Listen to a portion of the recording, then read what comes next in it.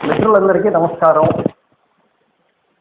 పరసా సత్యనారాయణ గారు జన్మించి మరి ఆయన శత జయంతి సందర్భంగా సిఐటియు ఆధ్వర్యంలో మే 31, జూన్ 1 తేదీలలో పరసా సత్యనారాయణ గారి శత జయంతి ఉత్సవాలు జరుపుతున్నారు. మరి మీరందరూ కూడా అందులో భాగస్వాములై ఆ ఉత్సవాలని జయప్రదం చేయడానికి సహకరించాల్సిందిగా కోరుతున్నాను. అదే సందర్భంలో మరి పరసా సత్యనారాయణ గారితో నాకు బాల్యం నుంచి కూడా చాలా అనుభవాలు ఉన్నాయి, దగ్గర సంబంధాలు ఉన్నాయి. ఒక రాజకీయ నాయకుడిగా ఆయన్ని చూశాను, ఒక విప్లవకారునిగా ఆయన్ని చూశాను. చాలా దగ్గరగా వర్గ దృక్పథం నాకు బోధించిన వ్యక్తి ఆయన. కాబట్టి నాకున్నటువంటి కొన్ని అనుభవాలను మీతో పంచుకోవాలని నేను అనుకుంటున్నాను. నేను 9వ తరగతి చదివేటప్పుడు 1977లో భారత పార్లమెంటుకు ఎన్నికలు జరిగాయి. అప్పుడే ఎమర్జెన్సీ ఎత్తేసారు. మార్క్సిస్టు పార్టీ అభ్యర్థిగా డాక్టర్ వై రాధాకృష్ణమూర్తి గారు పోటీ చేస్తున్నారు. ఆయనకి జనతా పార్టీ మద్దతు ఇచ్చింది.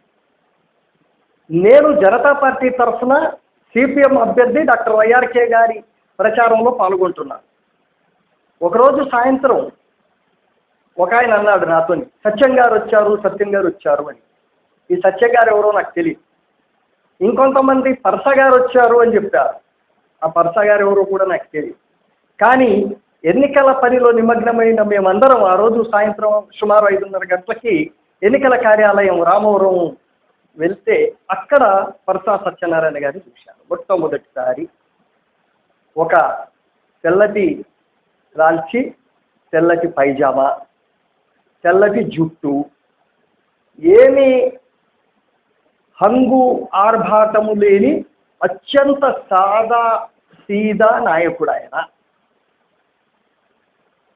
నేను చూసిన మొట్టమొదటి పరసా సత్యనారాయణ గారు ఆయన. చాలా సౌమ్యుడు, చాలా స్నేహశీలి, సహనశీలి. ఎంతమంది ఎంతసేపు మాట్లాడినా సుమారు 1.5 సేపు మాతో గడిపారు. ఆ రోజుల్లో కరెంటు కూడా లేదు మా కార్యాలయం. పెట్రోమాక్స్ లైట్ వెలుగులో 7 వరకు మాతో గడిపి ఆయన వెళ్ళిపోయారు. ఆయన చెప్పినవి ఆ రోజుల్లో నాకు కొన్ని అర్థమైనవి, కొన్ని అర్థం కాలేదు. ఆ తర్వాత 1978 ఒక ఏడాది తిరగగానే ఆంధ్రప్రదేశ్ రాష్ట్ర శాసనసభకు ఎన్నికలు జరిగాయి. అప్పుడు జనతా పార్టీ అభ్యర్థిగా చేకూరి కాశయ్య గారు పోటీ చేశారు. ఆయన్ని సిపిఎం పార్టీ బలపరిచింది. ఆ సందర్భంలో సిపిఎం పార్టీ వారు రామవరంలోని 14 నెంబర్లో ఒక జనరల్ బాడీ మీటింగ్ ఏర్పాటు చేసి నన్ను కూడా వచ్చి కూర్చోమని చెప్పారు. ఎన్నికల మీటింగ్ కదా, నేను కూడా వెళ్ళాను. అప్పుడు పరసా గారి ఉపన్యాసం మళ్ళీ విన్నారు. ఆ తర్వాత 1980 చివరిలో భారత కమ్యూనిస్టు పార్టీ మార్క్సిస్టు జాతీయ మహాసభలు పంజాబ్లోని జలంధర్లో జరిగాయి. డిసెంబర్ చివరిలో పరసా సత్యనారాయణ గారు వచ్చారు. ఇక్కడ ఒక సమావేశం పెట్టారు ఆర్యవైశ్య సత్రంలో. ఆ సమావేశంలో మహాసభ యొక్క రిపోర్టు సుమారు 2.5 గంటల పాటు జాతీయ అంతర్జాతీయ పరిస్థితుల మీద, అలాగే జనతా పార్టీకి సిపిఎంకి ఉన్నటువంటి సంబంధాలు, వాటి విచ్ఛిన్నము, అట్లాగే అప్పుడే కొత్తగా ఏర్పాటైనటువంటి లోక్దళ పార్టీ, ఇలా జాతీయ అంతర్జాతీయ విషయాలు అనేకం మీద మాకు తెలియని అంశాల మీద ఆయన గారు ప్రసంగం ఇచ్చారు. ఒక మంచి క్లాసు లాగా అది అనిపించింది. ఆ తర్వాత 1981లో నేను ఒకరోజు సిఐటియు కార్యాలయానికి వెళ్ళాను.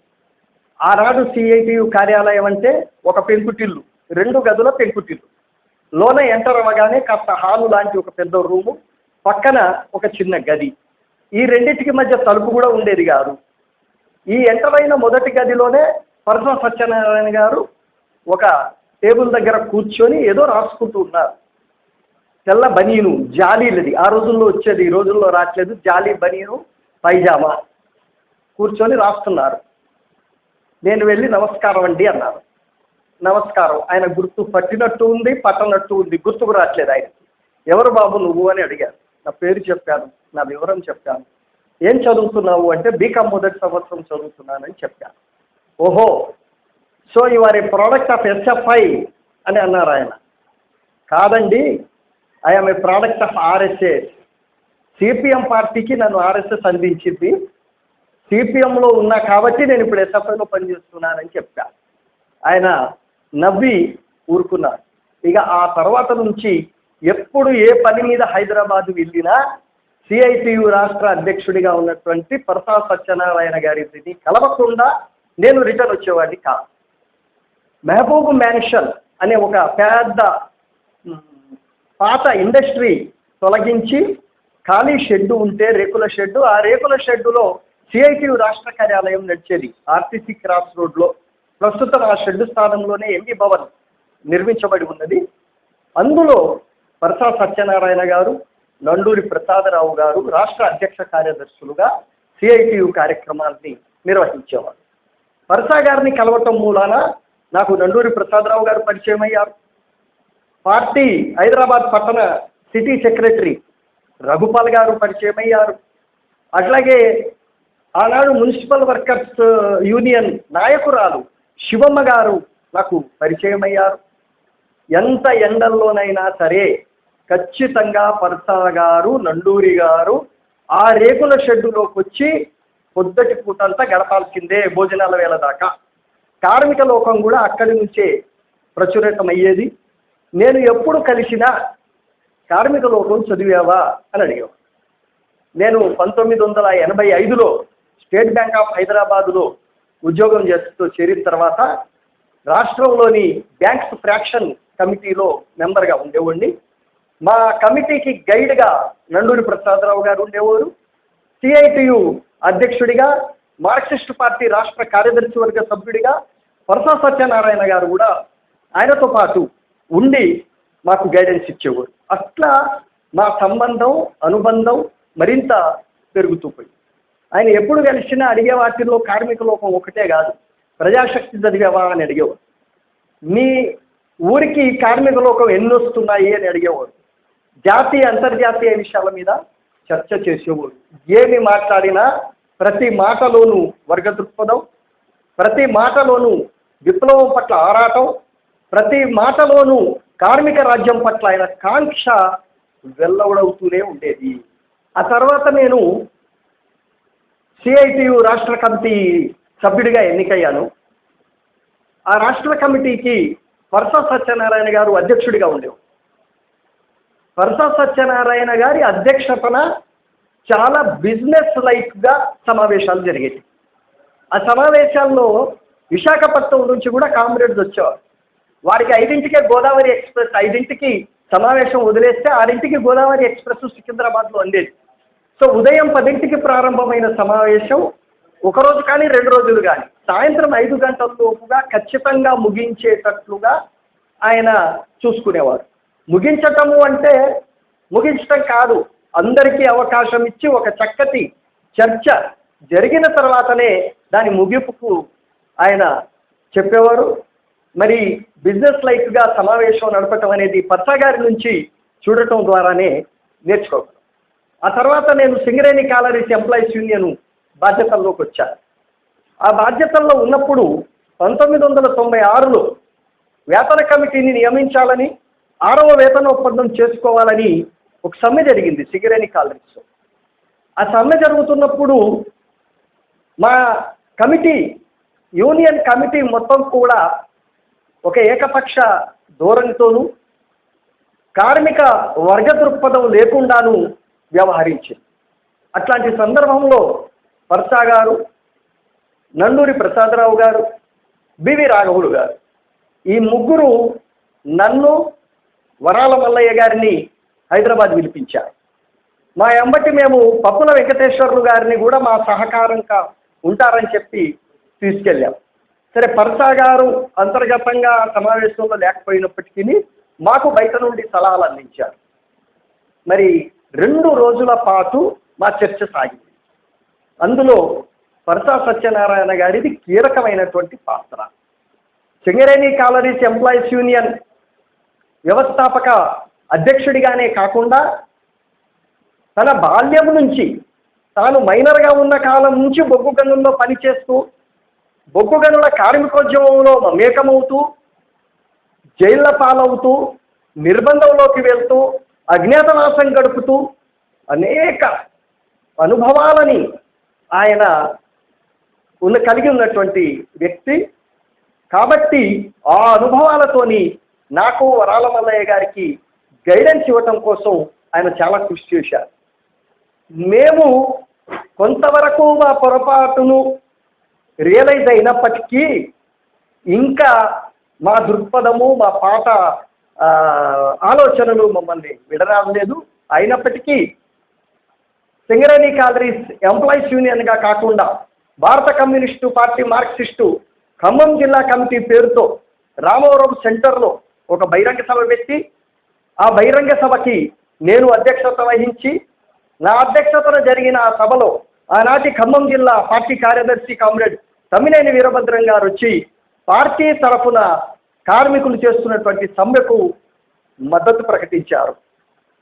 నేను ఇంతకుముందు చెప్పిన హైదరాబాదులోని ఆ మహబూబ్ మ్యాన్షన్ రేకుల షెడ్డు నుంచే కార్మిక లోకం ప్రచురితమయ్యేది. నేను ముందే చెప్పాను, కార్మిక లోకం చదివావా అని అడిగేవారు. అంతేకాదు, కార్మిక లోకం మెరుగుదలకి, సర్క్యులేషన్ పెంపుదలకు సూచనలు సలహాలు కూడా అడిగి తెలుసుకునేవారు. మరి వయస్సులో నేను చాలా చిన్నవాడిని ఆయనకంటే. అయినప్పటికీ ఎంత చిన్నవాడైనా సరే ఆ చిన్న వ్యక్తి చెప్పింది కూడా శ్రద్ధగా విని ఆలోచించి చిన్న వేళ్ళ నుంచి కూడా నేర్చుకునే స్వభావము పరస సత్యనారాయణ గారికి ఉండే. ఇక ప్రజాశక్తి వస్తున్నదా అని అడిగి, ప్రజాశక్తి చదివావా అని అడిగి, ఫలానా వ్యాసం చదివావా, ఫలానా ఎడిటోరియల్ చదివావా అని చెప్పి అడిగేవారు. అప్పటికి చదివి ఉంటేనేమో పర్వాలేదు, లేకపోతే ఆయన అడిగిన పరీక్షలకైనా ఆ తర్వాత నుంచి రెగ్యులర్గా సంపాదకీయము, వ్యాసాలు చదివేవారు. అట్లా ఆ రోజుల్లో ఆయన రాజకీయ భూగోళం అంటే ప్రపంచ విప్లవాల చరిత్రను చాలా చక్కగా సామాన్యుడికి, నిరక్షరాస్యుడికి, గ్రామీణ ప్రాంతంలో నుంచి వచ్చిన కామ్రేడ్స్ కూడా అర్థమయ్యే విధంగా బోధించేవారు.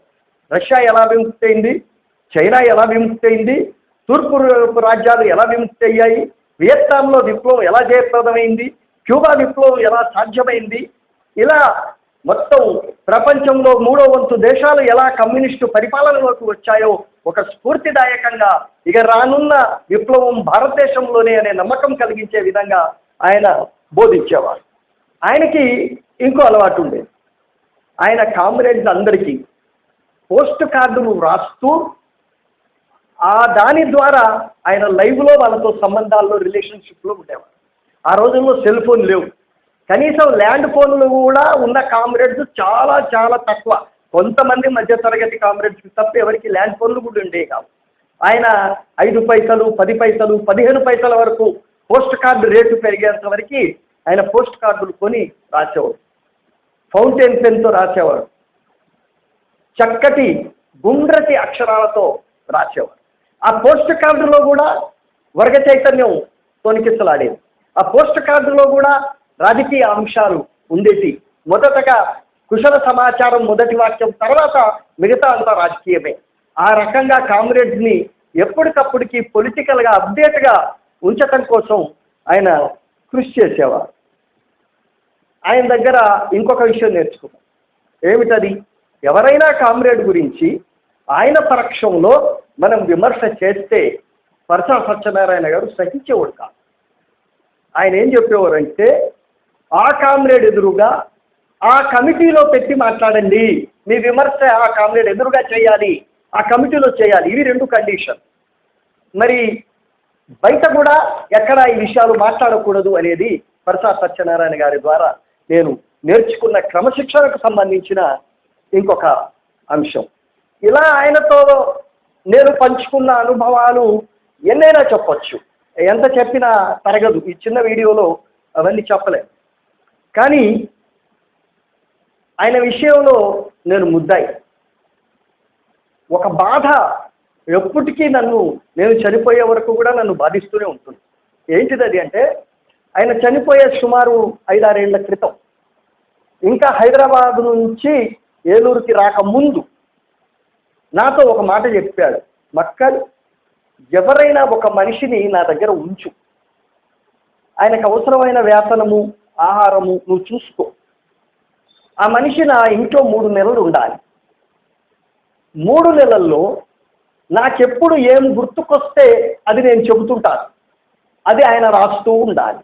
అట్లా నా జీవితంలో ఉన్న అనుభవాలన్నీ నేను గ్రంథస్థం చేయాలనుకుంటున్నాను. ఇది భవిష్యత్తు తరాలకు ఉపయోగంగా ఉంటుంది అని చెప్పి ఆయన నాతో చెప్పారు. నేను సరే కామ్రేడ్ అని అన్నాను. ఆ తర్వాత ఒక కామ్రేడ్తో మాట్లాడాను, 2-3తో మాట్లాడాను. ఇక తర్వాత అది కుదరలేదు. ఇక అక్కడి నుంచి ఆయన ఆరోగ్యం క్షీణించి ఆయన ఏలూరు వెళ్ళిపోయారు. ఇంకా ఆ తర్వాత చనిపోవటం ఇవన్నీ మీ అందరికీ తెలిసినే. కాబట్టి ఈ ఒక్క విషయంలో ఆయన నాకు చాలా నేర్పించారు. కానీ నేను ఆయన ఈ చిన్న కోరికని తీర్చలేకపోయాను. నిజానికి నాకు ఆర్థిక స్తోమత కూడా ఉంది, ఒక మనిషిని పెట్టి నేను రాయించగలను కూడా. అందుకే ఆయన నాకు చెప్పింది కూడా, నన్ను ఎంచుకున్నది కూడా అందుకే. కానీ ఆ పని చేయలేనందుకు నాకు చాలా బాధగా ఉంది. ఇప్పుడు నన్ను క్షమించటానికి పరసా సత్యనారాయణ గారు లేరు, మీరే నన్ను క్షమించాలి. ఆయన ఒక గొప్ప విప్లవకారుడు. ఆయనతో నేను అనేక అనుభవాలు కలిగి ఉండటం నాకు ఒక పెద్ద సంతృప్తి. మంచికట్టి రామకిషన్రావు గారు, పరసా సత్యనారాయణ గారు, వీరిద్దరూ కూడా నాకు స్ఫూర్తి. త్యాగంలో, విప్లవంలో, క్రమశిక్షణలో, పార్టీ చేసిన నిర్ణయాన్ని అమలు చేయటంలో వీళ్ళిద్దరూ కూడా నాకు చాలా అనుభవాలు ఉన్నాయి. ఇప్పుడు సందర్భం కాదు కానీ చాలా అనుభవాలు ఉన్నాయి. వారు నాకు స్ఫూర్తి. వాళ్ళు ఇచ్చినటువంటి వర్గ దృక్పథం వల్లనే నేను ఇంకా ఈ రోజుకి ప్రజా ఉద్యమాల్లో కొనసాగలుగుతున్నాను. కాబట్టి ఈ సందర్భంగా పరసా గారికి నా అరుణాంజలి ఘటిస్తున్నాను. జోహార్ కామ్రేడ్ పరసా సత్యనారాయణ గారు, జోహార్ జోహార్.